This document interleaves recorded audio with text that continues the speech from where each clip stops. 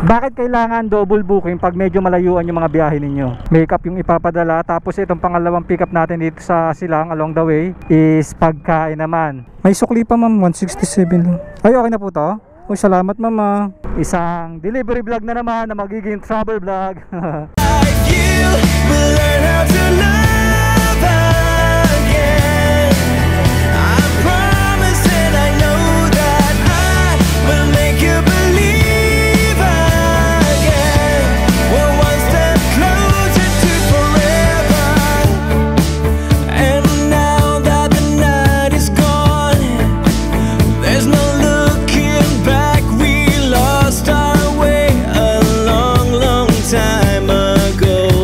This is why I ride!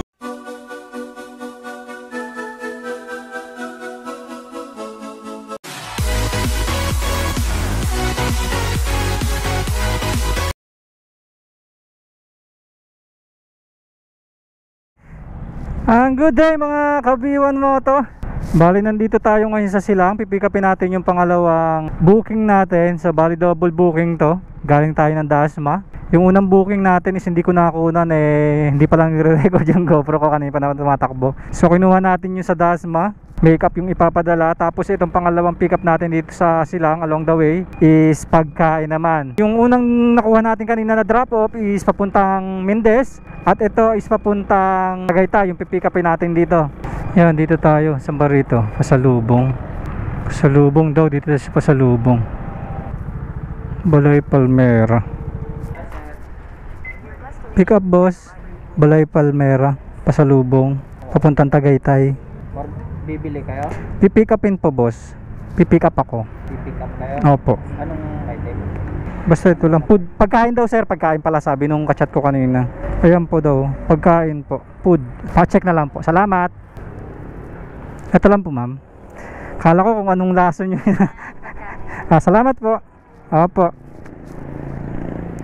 Yan mga kabiwan mo to, arrive, send picture, yan. Ganyan lang naman kasimple mga kabiwan mo to ang pag lalamove. Simple lang mag-deliver. Ganyan lang siya kasimple. So unahin natin to, unang drop ang food yan, secured na yan. Confirm loading. Tapos 17 kilometers papunta dun sa drop off. Unahin natin itong pangalawang kinuha natin kasi ito yung mas malapit na drop. So 17 kilometers mga kabiwan mo to. Bali yung first booking natin mga kabiwan mo to is 167 yun. Ang distance niya is 38 kilometers. Tapos itong pangalawang booking natin mga kabiwan mo to, nakuha natin along the way is simula doon sa pagpinika pa natin 17 kilometers, 118 yung delivery fee and 26 minutes simula rito sa session ko. So ang pag-uusapan natin mga kabiwan mo to, bakit kailangan double booking pag medyo malayuan yung mga biyahe ninyo? Ayun ang pag-uusapan natin. Mga kabiwan mo to, kailangan po ang double booking pag mga, para sa akin 10 kilometers pataas na yung delivery nyo.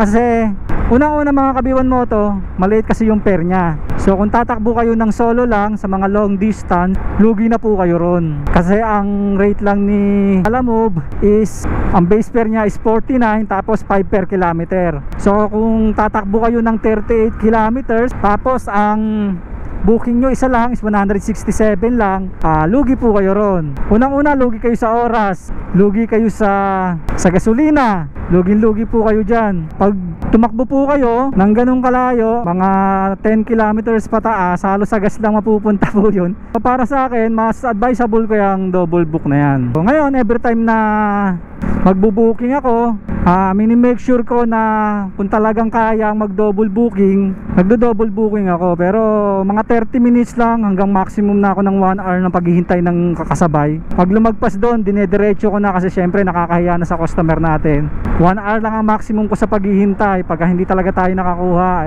no choice tayo, kailangan natin itakbo yun kasi masyado nang matagal yun. Kumbaga mga kabiwan mo to, pagka nag-double booking po kasi tayo, yun nga double booking, so double yung fare. So sulit na sulit yung isang takbo natin. Makakatipid tayo sa time, makakatipid tayo sa gas, and syempre less hassle sa atin yun. Gaya nito, yung nakuha ko mga kabiwan moto, along the way siya. Nung kinukuha ko yung first pick up ko kanina, talagang nakaabang na ako na kumuha ng isa. Sakto-sakto, pagka-pick up ko, may pumasok sa akin na along the way, pinick up ko. Tapos ito, ngayon, na-pick up ko na yung pangalawa. And then, siya na ngayon ang unang i-deliver ko pagkain. Pero gaya nga ng sinabi ko mga kabiwan moto, if unang na-pick up ninyo is pagkain at tingin yung pwedeng mapanis, pwedeng matunaw, o kailangan yung idiretso yun, no choice kayo ron. And syempre, kailangan nyo magpaalam sa customer na sasabayan ninyo. Ganun po. Pero kung hindi naman nagmamadali yung customer, okay lang yun na sabayan na ninyo. Kasi syempre sa panahon ngayon, yan, pag ganyan mga mabababa ampere, syempre kailangan natin dumiskarte. Yun, sana maintindihan ng ibang customer natin na kailangan talaga natin mag double booking. Kasi kung itatakbo natin yung isang booking, lugi po tayo. Maliban na lang kung malapitan lang yung kinukuha natin, pa isa-isang booking, okay lang yun. Pero kung medyo 10 kilometers pataas na, talagang lugi na kayo ron. Syempre, babawas sa top up nyo yun, babawas sa gasolina nyo yun. Mas maganda, hanggat kayang mag double book, 30 minutes, pwede yun, maghintay kayo 30 minutes. Yun, sana siguro maiintindihan naman ng customer natin yun. And syempre, mas mabilis tayo kikita nag double book. Eto, gaya nito mga kabiwan moto, kung hindi ako nag double book, ang takbo nito 167 lang. Pero dahil nag double book ako, is kulang 300 na po ito. Nasa 280 siya. Diba mga kabiwan moto, ang laki ng diferensya. Sulit yung takbo natin kahit ganito lang. Walang nakalagay sir eh. Unang kanto kanan, yung tapat ng pine tree, Apa. yung may number sa bakod na 24. Okay. Ito yung second pickup natin, pero una natin siya i-drop kasi ito yung mas malapit. And then after natin dito, yung isa naman. Yun yung unang pinick up natin, pero siya yung pangalawa natin i-drop. So ganun lang naman diskarte mga kabiwan moto. Tapat ng pine tree, 24, kaliwa, 24.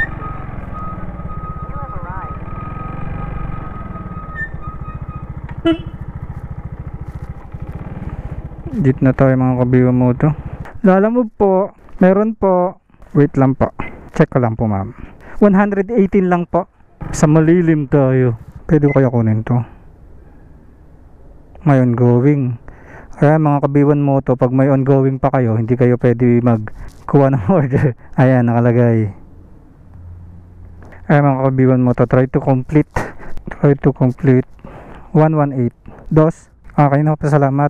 Yan, try to complete ongoing order first. So yun mga kabiwan moto, hindi natin makukuha yun kasi meron pa tayo, hindi pa natin nadadrop. Kaya gagawin, dadrop muna natin to para makakuha tayo. Yan, confirm, cash collected, yes, settled, review 5 star. Hindi natin nasabihan, magpaparate sana tayo. Tapos ito mga kabiwan moto, 6 kilometers na lang tayo dun sa second drop natin. So puntahan na natin to. 6 kilometers starts now. Okay, so habang ti-deliver natin yung mga kabiwan moto, mag-aabang tayo. Ayan, meron na oh, Tagaytay, Binangonan. Kaso hindi ko kukunin yan, layo nyan. Ayoko na mga ganyan takbuhan, sobrang layo. Dito kayo man sa gilid. Saan po ang labasan? Dito? Tapos kakaliwa na ako. At ano kayo, Pailaya? Doon? Tagaytay na kayo? Apo. Picturean ko lang ma'am. May sukli pa ma'am, 167 lang. Ay, okay na po to? Uy, salamat ma'am. Salamat po. Wait lang po. Okay na ma'am, maraming salamat po. Thank you po sa tip. Apa, dyan na lang po. Salamat po. Ayun, may tip tayo mga kabiwan mo to. May tip tayo, 33. Papanggas natin yung isa, tabi natin to. Yan, rate natin si ma'am. Good attitude, faith, yan. Yan mga kabiwan mo to para tumaas yung rate nyo. Sabihin sa customer, Mendez, San Luis, saan to? Saan yung San Luis? Batangas? Layo. Ilang kilometers ba to? 53. Layo ah. Pag-isipan muna natin mga kabiwan mo kung kukunin natin itong Batangas. Palayo tayo baka wala tayong makuhang booking dun eh. Tignan natin kung kukunin natin itong Mendez to San Luis, Batangas. 53 kilometers. Layo kasi. Tsaka hindi ko alam, baka walang pabalik to. Lugi tayo dito. Sayang oras natin. Pag nakadalawang booking tayo, halos parehas lang naman din. Pabalik ng Dasma. Ilan lang yun? 30 kilometers lang yun. Diba? Ito isang takpo. Pag may kasabay ito, pwede to. Mendez to San Luis, dalawa. Pwede to. Boss, MME building. Excuse po. Lalamove. Aris dyan. Okay, sir Aris. Yes ma'am. Okay na po ito ma'am. Salamat po. Salamat. Yan, mga kabiyon mo to. Pick up na natin. Ito lang. Pwede natin sabayan to. Sana may masabay. Load. Confirm load. 39 kilometers. Lapit lang pala eh. Ano pa yung kasabay? Ulit. Kasya. Bali ang layo na ito is 39 kilometers simula dito sa pick up. 250 dinagdagan base fare, motorcycle 49, 200 additional fee. So may additional fee siya mga kabiwan mo to. So hindi ko maintindihan ano tong base fare 49. Compute ko nga. 39 times 5 195 plus 49 244. Sakto lang. Sakto lang pala, walang dagdag. Ayan, sabayan natin mga kabiwan mo to natin. Ayan mga kabiwan mo to, hintay tayo kahit mga 30 minutes. Sasabayan natin to. Pag wala, diretso tayo. Ayan mga kabiwan mo to, 30 minutes na. Hindi pa tayo pinapasukan. Ilalaban na natin to mga kabiwan mo to kasi masyado nang tatagal. And malayo kasi yon. Tignan natin along the way kung papasukan tayo. Tsaka na lang tayo kukuha. Bali ang biyahe natin mga kabiwan mo to simula dito sa Tagaytay is 39 kilometers. Aabutin to ng 1 hour. At ang rate nito mga kabiwan mo to is 250 pesos. So pwede na yon. Bali papuntang Taal, Batangas nga pala to mga kabiwan mo to. 250 and dadaan tayo ng Lemery. And goods na to mga kabiwan mo to kasi masyadong magtatagal na sa akin yung item. So pagka wala tayo nakuha, wala tayo, no choice tayo, kailangan natin bumalik. Pero try pa rin natin mga kabiwan mo to. Maganda naman tong rate eh. Sakto lang to para dun sa pair ni Lala Move. So ilaban ko na to. Long ride na naman tayo mga kabiwan mo to. Sana makakuha tayo ng kasabay. Pero kung wala ganun talaga. Hindi sa lahat ng pagkakataon kailangan may kasabay. Pero hoping pa rin tayo na makakuha tayo ng kasabay nito mga kabiwan mo to. Maganda pa naman sana yung booking natin ngayong araw. Pero laban na natin to. Gusto ko rin naman yung mga gantong takbuhan. Chill ride lang tayo. And i-update ko kayo time to time pag nadaanan natin yung mga magagandang tanawin dito sa dadaanan natin. Isang delivery vlog na naman na magiging travel vlog. Wait! Kahit nagdi-delivery tayo, gumagala tayo, nagta-travel vlog tayo, and then kumikita tayo. Ayan ang kagandahan sa pagiging delivery rider as Lala Move. Kung saan ka makakapunta, agala ka na, kumita ka pa, nakapag-vlog ka pa. 2 in 1. Woohoo! Wow! Ang ganda-ganda dito mga kabiwan mo to. I love to be a delivery rider. Oh, yes. Twisties. Yan. Ang tagal ko ulit bago nakadaan dito Yun. Uy, nakikita nyo ba yan? Ang mga nakikita ko, mga kabiwan mo to. Enjoy the view. Wow, you know. Wow, overlooking mga kabiwan mo to. Wow, overview.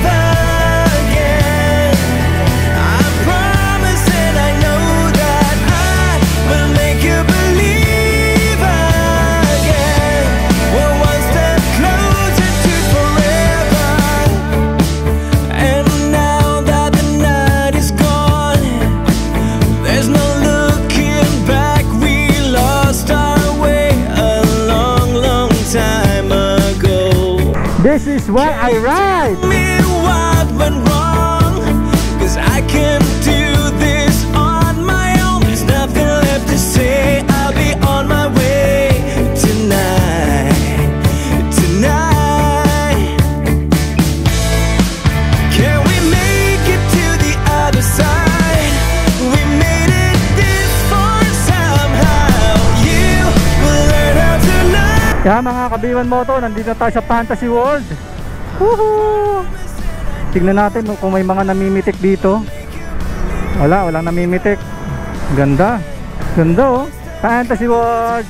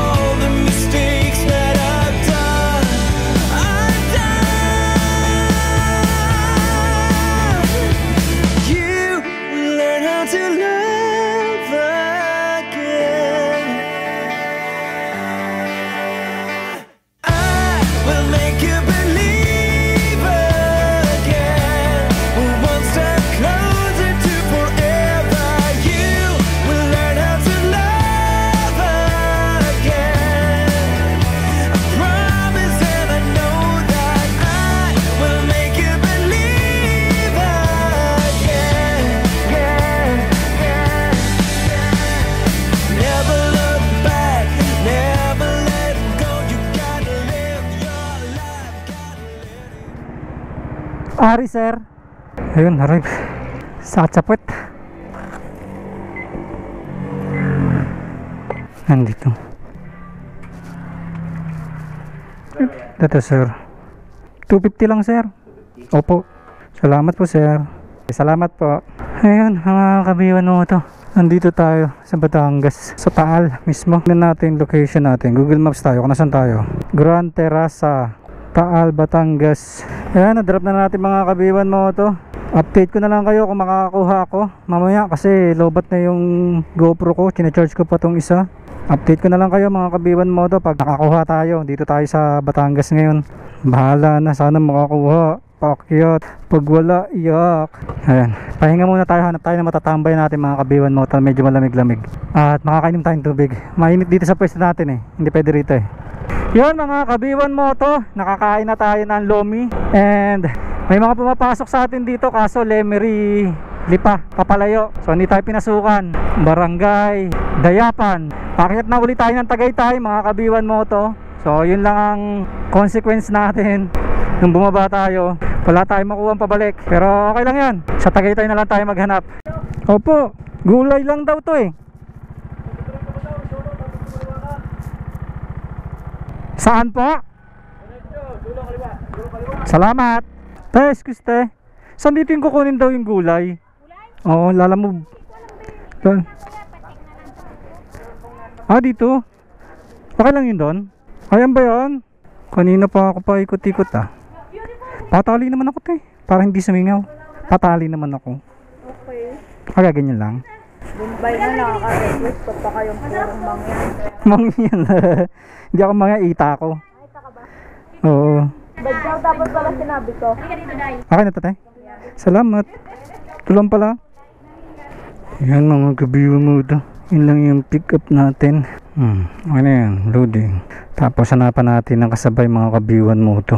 Nakasil naman eh. 41 kilometers din pala yun ha. Ayan mga kabiwan mo to. Simula dito sa South Sonia's Garden is babiyahe tayo ng 41 kilometers from Alfonso to Dasmariñas. So pauwi na tayo. Bali ang fare neto mga kabiwan mo to is 222. So bali pang magkano natin to? Bali pang 700 na natin to mga kabiwan mo to. Pang apat na booking. Hanapan natin ang kasabay. Yan mga kabiwan mo to. Nakakuha tayo ng kasabay. CM battery. Picture. Salamat kuya. Yan mga kabiwan mo to. Nakuha na natin. Bali babiyahe tayo ng 12 kilometers. So unahin na natin itong pangalawang nakuha natin para sa ating double booking. So ang takbo natin is 350. Dalawang booking. Sulit. So unahin na natin to kasi mas malapit to, mas madadaanan to. 100 pesos to. 27 minutes and 13 kilometers. Ang layo nito. So ito yung kaganda sa mga double booking mga kabiwan mo to. Konti pa lang yung takbo ko. Pero pang kulang-kulang 900 ko na to. Para sa 5 booking. Yon, 5 booking lang mga kabiwan mo to pero 800 plus na siya. Malayo kasi yung takbo natin tapos may kasabay. So yung Batangas lang naman kanina ang walang kasabay.